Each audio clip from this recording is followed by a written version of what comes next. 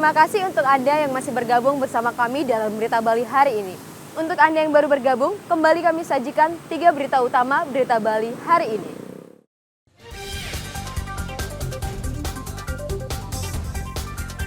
Seorang gadis berusia 15 tahun di Buleleng menjadi korban ruda paksa sekelompok pemuda.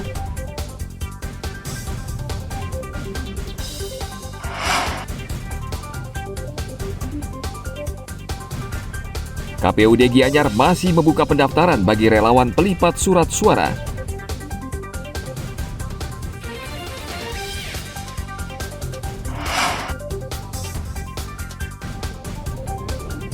Untuk meningkatkan kualitas air Danau Batur Bangli, pemerintah daerah Bangli bersama sejumlah elemen masyarakat secara rutin menuangkan cairan ekoenzim ke danau.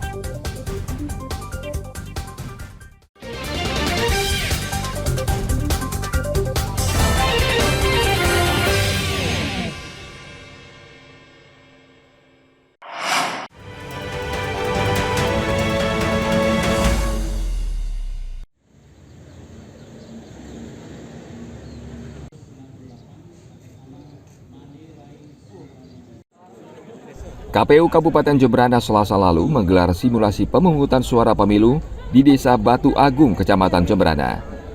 Simulasi ini bertujuan untuk mengetahui kemungkinan masalah yang akan muncul saat pencoblosan suara pada Februari mendatang. Simulasi diikuti warga yang tercatat di TPS 01 di Desa Batu Agung, Kecamatan Jemberana. Mereka antusias mengikuti simulasi pemungutan suara dari pagi hingga selesai. TPS 01 di Desa Batu Agung ini dianggap paling siap untuk melaksanakan pemungutan suara pemilu karena memiliki tempat yang layak dan baik. Ini kita melaksanakan simulasi di TPS 01 Batu Agung, kemudian juga dengan petugas KPPS yang sesungguhnya, TPS sesungguhnya. Jadi adapun tujuan kita melaksanakan ini untuk bisa memetakan potensi masalah yang kemungkinan terjadi pada saat pemilu 2024. Dan yang penting juga waktu yang digunakan oleh masing-masing pemilih untuk mencoblos biar kita bisa petakan nanti selesainya nanti pada pukul berapa. Yang pertama kan kita catat dulu dalam evaluasi. Ini banyak kesalahan-kesalahan yang kita catat yang perlu kita evaluasi. Kemudian terkait pemilih yang tidak bisa melipat, seharusnya petugas KPPS nomor 6 itu akan membantu proses pelipatannya. Tetapi bukan dalam artian sebelum mencoblos, setelah dia proses mencoblos. Semua yang pertama baru yang dua. Dan dua itu. Yang paling sulit untuk melipat tuh yang kertas apa ya? Yang gede sebenarnya banyak. Calon DPRD itu ya. Untuk 13 ada kendala enggak? Enggak ya. Lipat aja Bu ya.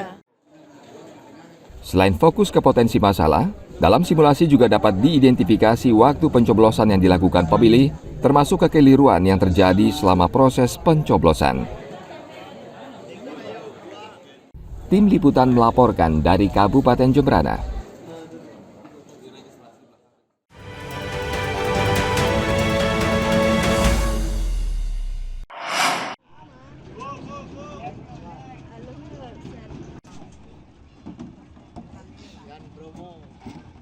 Untuk meningkatkan kualitas air Danau Batur di Kabupaten Bangli, pemerintah daerah Bangli bersama sejumlah elemen masyarakat secara rutin menuangkan cairan ekoenzim ke danau. Kegiatan berlangsung pada Selasa 19 Desember. Pemerintah bersama pemerhati lingkungan, seniman Bali, influencer dan elemen masyarakat lainnya merasa terpanggil untuk melestarikan kualitas air Danau Batur yang menurun akibat pencemaran. Cairan ekoenzim merupakan hasil fermentasi olahan dari sisa sayuran dan buah. Cairan ini bisa mengembalikan kualitas air Danau Batur menjadi lebih baik. Kali ini sebanyak 3 ton lebih ekoenzim dituang ke dalam danau, dan selama setahun terakhir pemerintah daerah sudah 7 kali menuangkan cairan ekoenzim. Hari ini kita tuangkan bersama komunitas 3 ton ekoenzim. Jadi total yang sudah kita tuangkan 147 ton. Dari stok tahap pertama yang kita punya 237 ton. Sudah 7 kali dari Pemda dan dari komunitas juga sekitar 7 kali. Sangat jernih, terlihat dengan mata telanjang, dan sudah kita ambil beberapa sampel dalam. Yang terakhir dilakukan oleh grup PKK, dituangkan terus dipakai Raupan dan juga sempat Ibu Ketua PKK minum air. Jadi sudah cukup signifikan perubahan ke arah yang lebih bagus kualitasnya. Termasuk juga kawan-kawan yang punya keramba dari lingkungan yang ada di Danau Batur ini menyatakan memang kualitas air sudah bagus, ikannya juga sudah semakin berdaging yang lebih besar. Sejak penggunaan rutin ekoenzim awal tahun 2023, kondisi air di Danau Batur sudah berangsur membaik. Air yang awalnya keruh dan berbau, kini sudah mulai jernih dan tidak berbau. Tim Liputan melaporkan dari Kabupaten Bangli.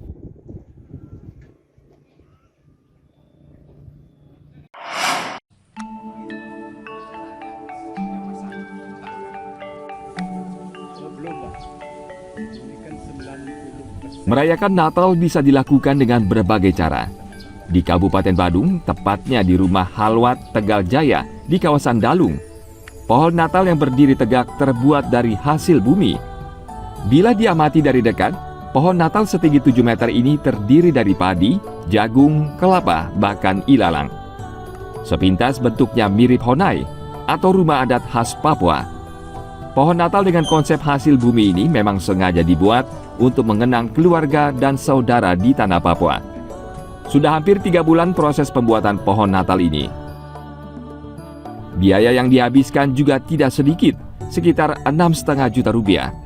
Uang sebesar itu dipergunakan untuk membeli 400 butir kelapa kering, 71 lembar ilalang, 40 kg padi, dan 200 tongkol jagung. Hingga saat ini pengerjaan masih berlangsung dan diperkirakan akan rampung menjelang perayaan Natal.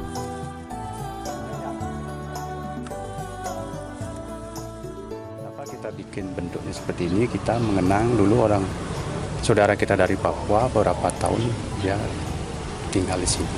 Ini kalau orang bilang ini honai, jenis rumah Papua, tapi kita bikin bentuknya lain. Kalau bahan kita dari awal sampai 90% ini sudah menghabiskan dana kira-kira 6,5. Kelapa 400. Kalau padi ada 60 kilo. Karena padi yang mahal, Pak. Padi itu ada 2 jenis, ini padi beras merah yang ada bulunya, yang tidak ada bulunya itu padi ketan. Alang-alang ada 71 lembar.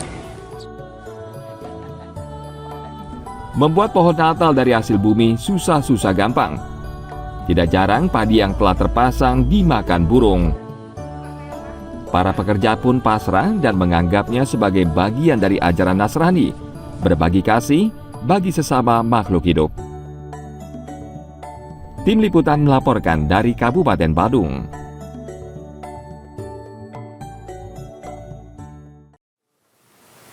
Informasi tadi sekaligus mengakhiri perjumpaan kita dalam Berita Bali hari ini. Atas nama rekan-rekan kerja yang bertugas, saya Ruth Sahana yang mengucapkan terima kasih atas kebersamaan Anda. Sampai jumpa dan matur suksma.